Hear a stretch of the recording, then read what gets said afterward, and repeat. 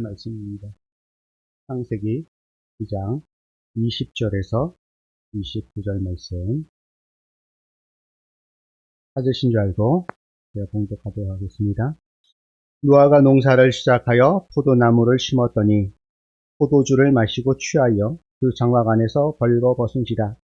가나안의 아버지 함이 그의 아버지의 하체를 보고 밖으로 나가서 그의 두 형제에게 알림해 셈과 야벳이 옷을 가져다가 자기들의 어깨에 메고 뒷걸음을 쳐 들어가서 그들의 아버지의 하체를 덮었으며 그들이 얼굴을 돌이키고 그들의 아버지의 하체를 보지 아니하였더라. 노아가 술이 깨어 그의 작은 아들이 자기에게 행한 일을 알고 이에 이르되 가나안은 저주를 받아 그의 형제들의 종들의 종이 되기를 원하노라 하고 또 이르되 셈의 하나님 여호와를 찬송하리로다. 가나안은 셈의 종이 되고 하나님이 야벳을 창대하게 하사 셈의 장막에 거하게 하시고 가나안은 그의 종이 되게 하시기를 원하노라 하였더라. 홍수 후에 노아가 350년을 살았고 그의 나이가 950세가 되어 죽었더라. 오늘까지 9주인데 8주 동안 보아온 노아의 모습과 오늘 마지막에 보여주는 노아의 모습은 우리가 상상하기도 힘들 정도의 그런 모습을 보이고 있는 것을 볼 수가 있습니다. 올림픽 경기를 하다 보면 맨 마지막에 치르는 경기가 있어요. 뭘까요? 마라톤입니다. 마라톤 경기에서 가장 위험한 순간이 있어요. 그때가 언젠가 하면 결승점이 보일 때, 그때가 가장 위험하다고 합니다. 왜냐하면 다 왔다라는 그 안도감에 긴장이 풀리는 그 순간 근육까지 같이 풀어진다고 합니다.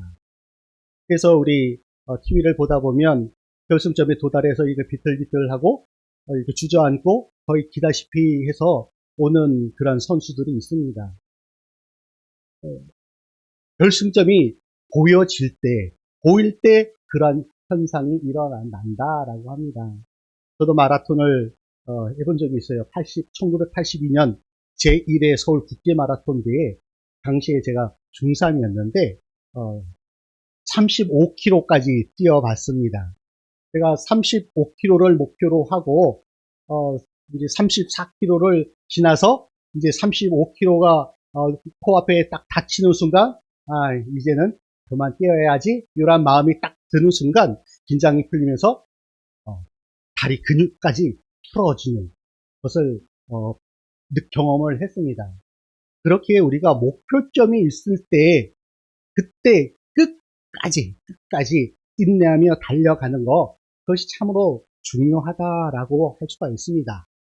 우리의 신앙생활도 마찬가지입니다. 큰 환난을 이겨내고 기도 응답을 받고 삶이 안정기에 접어들었을 때 영적으로 그 순간이 가장 위험한 때입니다. 우리 사랑하는 우리 이태원교회 성도 여러분, 우리는 은혜 구원받았다.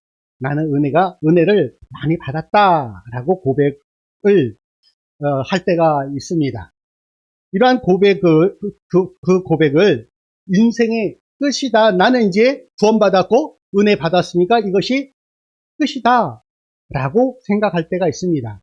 그러나 성경은 분명히 말씀합니다. 구원은 결코 그것으로 끝이 아니라 그때부터 시작이다. 하나님의 은혜로 구원을 받는 것은 신앙의 완성이 아니라 그때로부터 시작되는 것입니다. 오늘 우리의 본문은 홍수의 심판을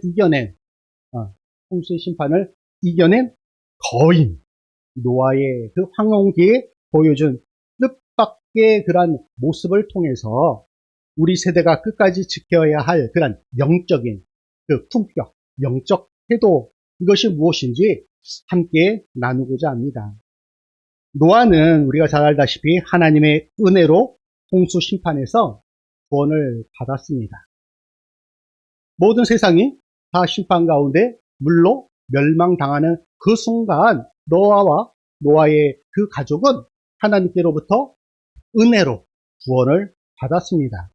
그러나 구원받은 이유, 은혜 받은 이유, 오늘 본문은 충격적인 그 장면을 우리에게 보여주고 있습니다. 구원받은 의인 노아가 포도주에 취해서 벌거벗고 수치를 당하는 그러한 장면입니다. 오늘 우리의 본문은 우리에게 중요한 질문을 던집니다. 그것은 구원, 은혜 이후에 우리의 삶은 어떠해야 하는가 하는 것입니다. 우리가 잘 알다시피 노아는 120년 동안 방주를 열심히 지었으며 또한 그 시대에 깨어 있었던 그러한 믿음의 사람이었습니다.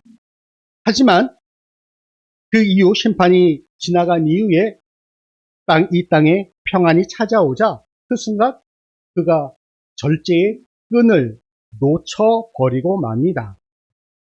인생의 큰 고비를 넘기고 이제 좀 살만해지면 바로 그때가 가장 조심해야 할 때입니다.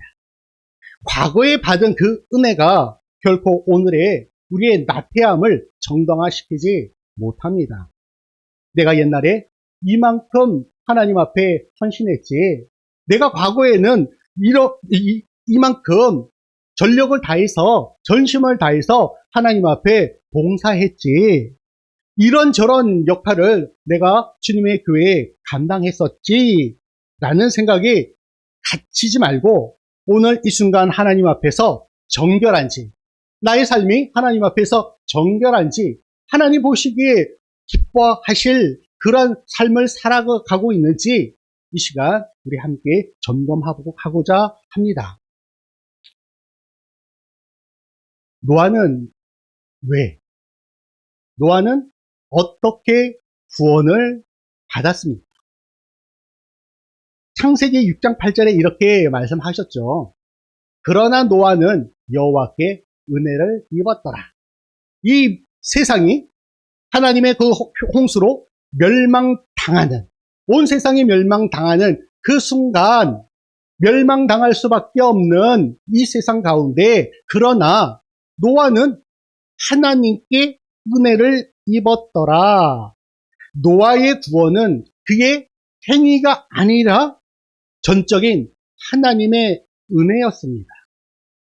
우리가 착하게 살아서 또한 방주를 120년 동안 열심히 하나님의 말씀에 순종해서 그렇게 지었기 때문에 그가 구원을 받은 것이 아니라 전적으로 하나님의 은혜였다라는 사실입니다. 우리의 구원도 오직 하나님의 은혜로 받습니다. 우리의 행위가 아니라, 우리의 의로움이 아니라 오직 하나님께서 구원하실 뿐만 아니라 의롭다라고 하셨기 때문입니다. 이것을 뭐라고 부르냐면 칭의라고 부릅니다.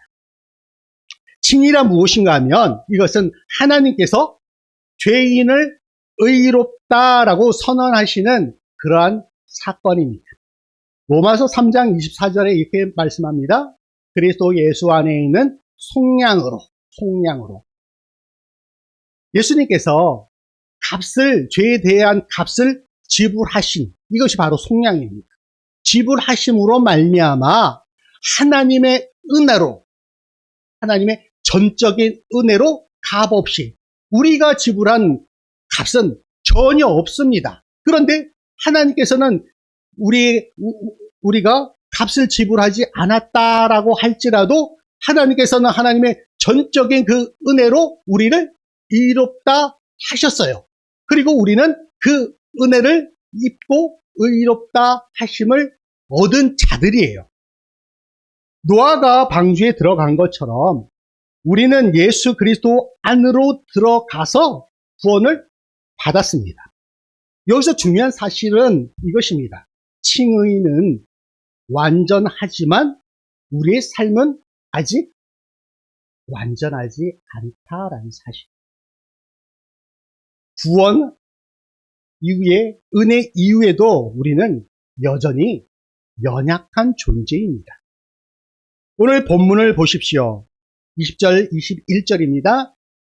노아가 농사를 시작하여 포도나무를 심었더니 포도주를 마시고 취하여 그 장막 안에서 벌거 벗은지라. 지금까지 우리가 알았던 노아의 모습과는 상이한 반대의 그 모습을 볼 수가 있습니다. 의로운 사람으로 인정받고 세상 홍수 심판 가운데서 전적인 하나님의 은혜로 받았지만 그 이후에 노아는 포도주를 마시고 취하여 벌거 벗었습니다. 그리고 이어지는 본문은 그의 가정 안에서 수치와 갈등이 일어나고 있는 그러한 장면입니다. 이 장면은 매우 현실적입니다. 왜 이런 일이 일어납니까? 구원을 받았지만 여전히 우리 안에는 죄의 흔적, 이것을 죄성이라고 하죠. 죄의 흔적인 이 죄성이 아직 우리 안에 남아있기 때문입니다. 노아는 하나님께서 의롭다라고 말씀하셨지만 그는 결코 완전한 사람이 아니었습니다. 우리 역시 마찬가지입니다. 이곳에 계신 우리 성도 여러분 중에 나는 완전한 사람입니다 라고 자신 있게 말씀하실 수 있는 분이 제가 봐도 없어요. 그런데 우리 하나님 보실 때는 어떠할까요? 우리가 수십 년을 교회 다니지만 여전히 우리는 넘어집니다. 지금까지 얼마나 오랫동안 교회를 다녔습니까? 목사로, 장로로, 권사로, 집사로 직분을 받았고 교회에서 다양한 봉사도 합니다. 그런데 옆에 있는 어떤 사람이 눈에 거슬립니다. 그 사람의 그 말 한마디가 상처로 다가옵니다. 마구 찌릅니다. 이것이 우리의 모습입니다. 은혜 받았지만 여전히 분노합니다. 말씀을 통해 은혜를 받고 예배당 문을 나서지만 집으로 돌아가는 도로 위에서 우리는 분노합니다.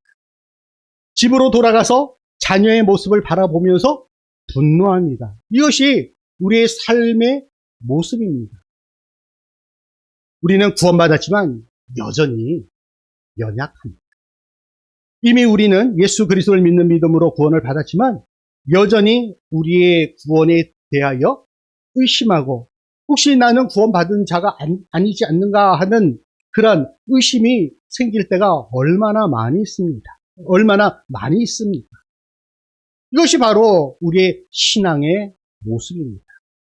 이것이 바로 우리가 구원 은혜를 받았지만 그 이후의 상태입니다. 칭의는 어찌 보면 단회적, 일시적, 순간적으로 일어나는 그러한 사건입니다. 내가 예수 그리스도를 믿음으로 구원을 받고 의롭다 칭함을 받는 것은 한순간에 이루어지는 그러한 사건입니다. 우리는 이것으로 만족하면 결코 안 됩니다. 내가 구원을 받은 것으로 만족하면 안 됩니다. 내가 이제 구원을 받았으니까 이제는 내가 마음대로 살아가도 돼. 이렇게 주장하는 사람들이 구원파입니다. 우리는 구원을 받았기에 그것으로부터 이제 새롭게 신앙의 여정을 나아가야 하는 것입니다. 그것을 바로 칭의 이후에는 반드시 따라오는 것이 무엇이냐면 성화의 과정으로 나아가야 합니다. 성화는 은혜 이후에 우리의 삶의 방향입니다. 여기서 하나님은 우리를 의롭다라고 하시고 그냥 내버려 두시는 것이 결코 아닙니다. 구원하신 하나님은 반드시 우리가 믿음의 자녀로 변화시키십니다. 이 과정을 성화라고 합니다. 성화란 무엇입니까? 하나님께서 우리의 삶을 점점 거룩하게 만들어가는 과정입니다. 하나님의 자녀요, 하나님의 백성으로 하나님께서 직접 하나님의 손으로 조성해 만들어가는 그 과정이 바로 성화입니다. 그렇게 노아의 사건은 실패의 기록이 아니라 성화의 필요성을 우리에게 보여주는 교훈적인 사건임을 알 수가 있습니다. 우리 거울 치료라고 있어요. 거울을 보면서 나의 연약하고 나에게 묻은 그런 더러운 흔적들을 지우는 것. 그것이 거울 치료예요. 다른 말로 하면 반면교사라고도 할 수가 있죠.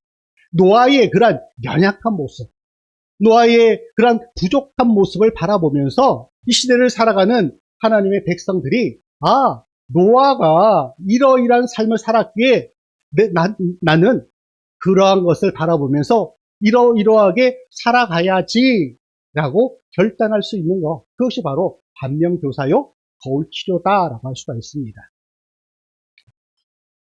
아까도 말씀드렸지만 칭의가 단회적, 순간적으로 일어난 사건이라면 여기서 성화는 점진적으로 점점점 나아가는 것이다. 그래서 성화에는 세 가지의 특징이 있습니다. 첫 번째는 점진적이다라는 것입니다. 성화는 단번에 한순간에 이루어지지 않습니다. 그 어떤 성인 군자도 단번에 그가 거룩하게 성인 군자로 된 것이 결코 아닙니다. 어떤 과정을 통해서 그렇게 되어진 것입니다. 어떤 천재가 단번에 시험을 봐가지고 대학교에 갈 수 있는 그런 서울대학교, 하버드 대학교 갈 수 있는 그런 천재가 혹이라도 있을 수도 있겠지만 결코 그런 일은 발생할 수 없습니다. 어떤 과정을 통해서 그렇게 되어지는 것입니다. 노아도 아브라함도 다윗도 우리가 말하는 소위 성경의 위대한 그러한 거인들도 모두 넘어지고 말았습니다. 그런데 그들은 넘어진 것으로 끝난 것이 아니라 그들이 다시 일어나서 새롭게 믿음의 발걸음을 옮겨 나갔던 것입니다. 그들은 모두 넘어지면서 믿음의 조상으로 하나님의 마음에 합한 자로 자라갔습니다. 그렇듯이 하나님은 우리를 즉시 완전하게 만들지 않으십니다. 왜냐하면 우리의 관계 속에서 하나님께서 빚어가시기 때문입니다. 하나님과의 관계 속에서 나의 연약함을 보고 이 나의 연약함을 통하여서 하나님께서 나를 하나님의 사람으로 만들어 가십니다.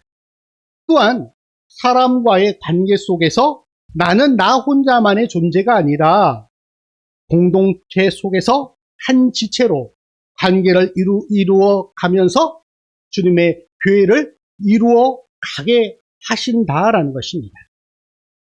성화의 특징 두 번째는 공동체 안에서 그것이 드러나게 된다라는 것입니다.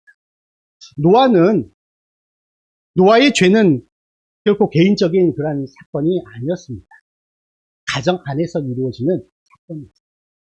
가정이라는 공동체 안에서 그것이 그의 죄가 드러났습니다.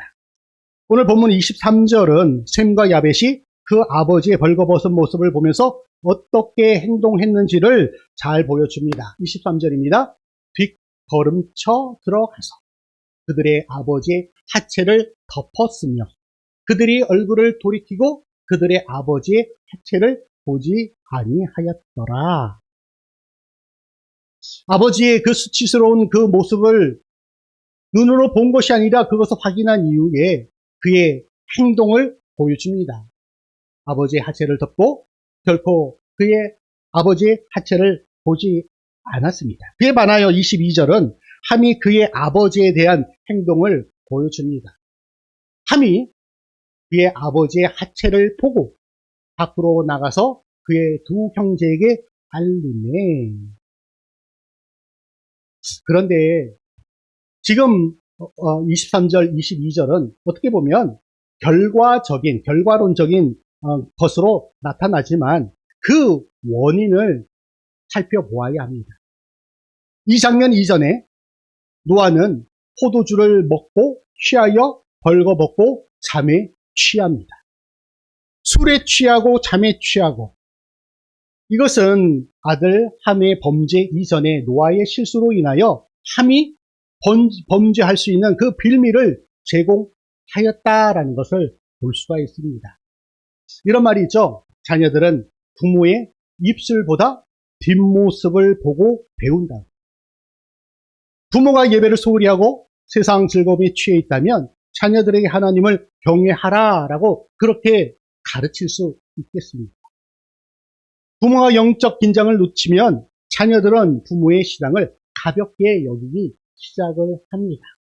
그 순간부터 하나님 앞에 예배 드리는 것보다 세상에서 즐겁게 노는 거, 잠에 핸드폰에 취해서 그러한 것이 더 좋아지게 된다라는 사실입니다.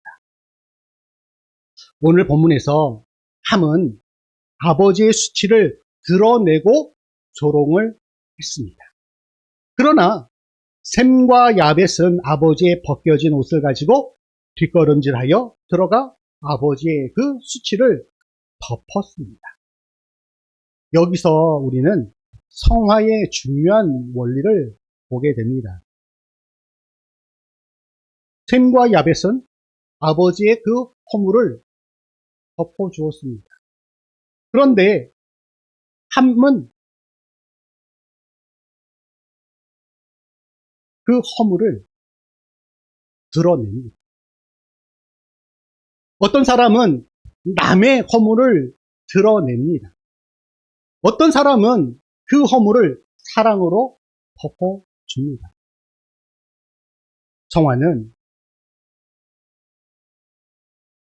성화된 사람은 바로 덮는 사람입니다. 베드로전서 4장 8절은 이렇게 말씀합니다. 사랑은 허다한 죄를 덮는.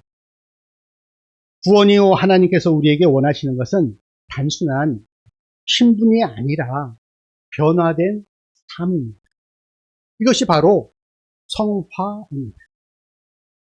성화의 특징 세 번째는 반드시 그 성화의 과정 가운데 고난이 있다라는 사실입니다.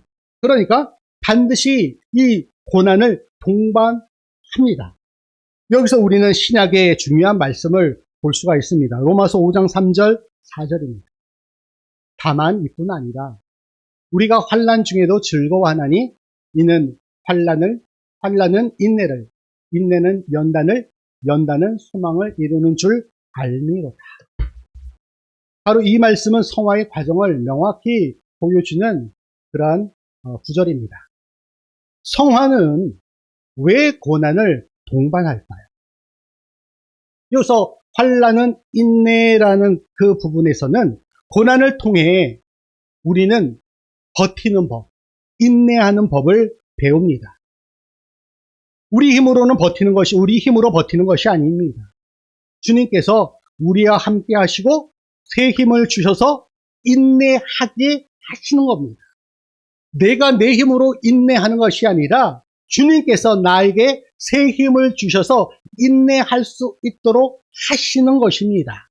우리 이런 찬양이죠. 나의 등 뒤에서 나를 도우시는 주, 나의 인생 길에서 지치고 고나여 매일처럼 주저앉고 싶을 때 나를 밀어주시네. 일어나 걸어라 내가 새 힘을 주리니. 일어나 너 걸어라 내 너를 도우리. 그렇습니다. 우리가 일어나 걸어갈 수 있는 것은 내가 힘이 있어서 내가 힘이 남아 돌아서 그렇게 갈 수 있는 것이 아니라 주님께서 우리를 일으키시고 우리 등 뒤에서 우리를 밀어주시기 때문에 그 고난 가운데서도 끝까지 참고 버티며 인내하며 나아갈 수 있도록 하시는 것입니다. 인내는 연단을 낳습니다. 연단은 검증된 믿음을 의미합니다. 진짜 믿음은 고난 가운데 온전하게 나게 되어 있습니다. 물이 있습니다. 그 물이 깨끗한 물인지 더러운 물인지 확인할 수 있는 것은 막대기를 넣고 저어보는 것입니다.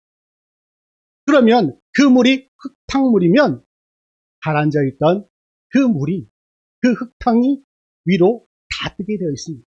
하지만 맑은 물은 어떻습니까? 아무리 막대기로 저어도 그 물은 원래 그 모습대로 있는 것입니다. 바로 이 막대기가 고난입니다. 그의 믿음이 진짜 믿음인지, 하나님께서 인정하는 그러한 믿음인지, 그 고난의 막대기를 넣고 저어보면 그 순간 온전히 드러나게 되어 있습니다. 그리고 그 연단을 통해서 순금과 같이, 정금같이 주님 앞에 되어 나오게 되는 것입니다. 연단은 소망을 이룹니다. 결국 이러한 과정을 통하여 하나님을 더욱 신뢰하게 되는 것입니다. 그를 통하여서 하나님께서 나에게 바라시는 소망이, 내가 하나님 앞에서 어떻게 살아가야 할 것인가에 대한 그런 확실한 그런 믿음이 그 순간 온전히 드러나게 되어 있습니다. 고난은 하나님의 영적인 그러한 작업입니다. 하나님의 영적인 그러한 공정입니다. 그렇게 고난은 축복의 통로다라고 할 수가 있습니다. 많은 성도들이 오해합니다. 왜 구원받았는데도 이렇게 힘듭니까? 왜 구원받았는데 계속 넘어집니까? 성경은 분명하게 대답합니다. 우리는 이미 의롭다 하심을 받았지만 아직 완전히 거룩해진 성화된 존재가 아니기 때문입니다. 고난은 벌이 아니라 성화를 위한 하나님의 거룩한 도구입니다. 노아도 가정의 아픔을 겪었습니다. 그러나 그 과정 속에서 하나님의 뜻을 깨닫게 되는 것입니다.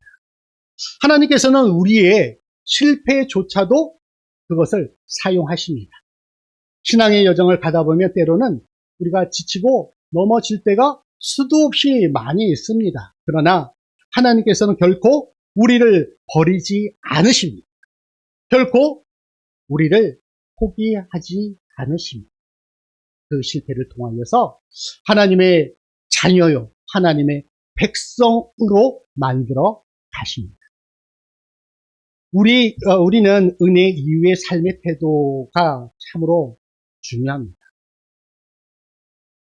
우리가 은혜 받은 이후에 그러면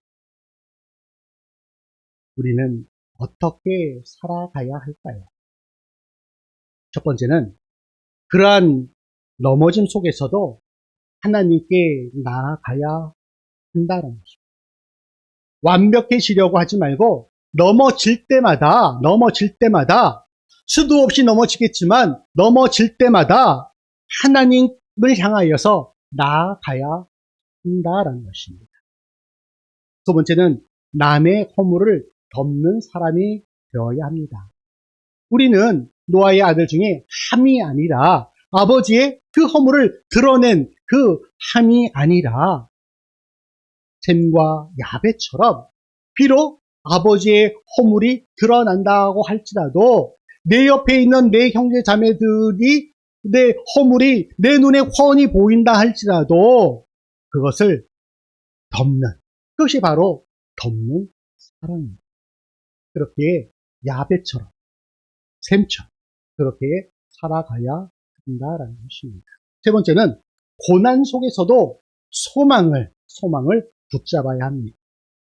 지금의 고난은 결코 끝이 아닙니다. 하나님이 우리를 만들어 가시는 그 과정이다라는 그 사실을 여러분들 믿으시기 바랍니다. 우리 사랑하는 이태원교회 성도 여러분, 구원은 시작입니다. 은혜는 출발점입니다. 그 이유는 성화의 길입니다. 노아의 이야기를 마치면서 노아의 이야기는 우리에게 이렇게 말씀하고 있습니다. 의인도 넘어질 수 있다.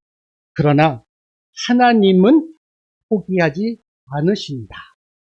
고난 속에서 우리를 하나님의 사람으로, 하나님의 백성으로 끝까지 빚어 가신다. 이 시간 우리 자신을 돌아봅시다. 나는 지금 어디에 서 있습니까? 구원의 은혜에 머물러 있습니까? 아니면 성화의 길을 걷고 있습니까? 하나님께서는 오늘도 저와 여러분을 부르십니다. 은혜에서 머물지 말고 거룩으로 나아가라. 이번 고난 주간을 통하여서 우리가 깨달아야 할 것이 있습니다. 그 고난은 실패요, 절망, 그것으로 끝이 아니라 그 고난을 통하여서 예수 그리스도께서는 부활의 영광으로 나아가셨다라는 사실입니다. 저와 여러분에게 주님께서 고난을 허락하여 주십니다. 그 고난은, 지금의 고난은 앞으로 닥치 우리에게 주어질 그 영광과 비교해서는 아무것도 아니다라는 사실. 우리의 인생의 여정 가운데도 수많은 고난이 분명 닥칠 것입니다. 그러나 그 고난을 통하여서 하나님께서는 하나님의 자녀요, 하나님의 백성으로 온전케 빚어 가실 것을 믿습니다. 그 과정 가운데 순종하며 나가는 저와 여러분이 되어주기를 주님의 이름으로 간절히 축원합니다. 기도하겠습니다. 은혜의 하나님 아버지, 우리를 값없이 의롭다 하시고 구원의 은혜를 주심에 참으로 감사를 드립니다. 그러나 우리가 여전히 연약하여 넘어지고 실수하는 존재임을 이 시간 고백합니다. 여전히 넘어지고 실수하는 우리를 불쌍히 여겨 주옵소서. 주님, 우리를 포기하지 마시고 성화의 길로 이끌어 주시옵소서. 고난 속에서도 원망하지 않게 하시고 그 안에서 인내와 연단과 소망을 배우게 하여 주시옵소서. 결코 다른 사람의 허물을 드러내는 자가 아니라 사랑으로 덮는 자 되게 하여 주시옵소서. 고난 주간을 맞이하는 우리가 주님의 고난에 동참하게 하여 주시고 그를 통하여서 부활의 영광에 또한 함께 동참하는 한 주간 되기를 간절히 바라오며 예수 그리스도의 이름으로 기도드리옵나이다.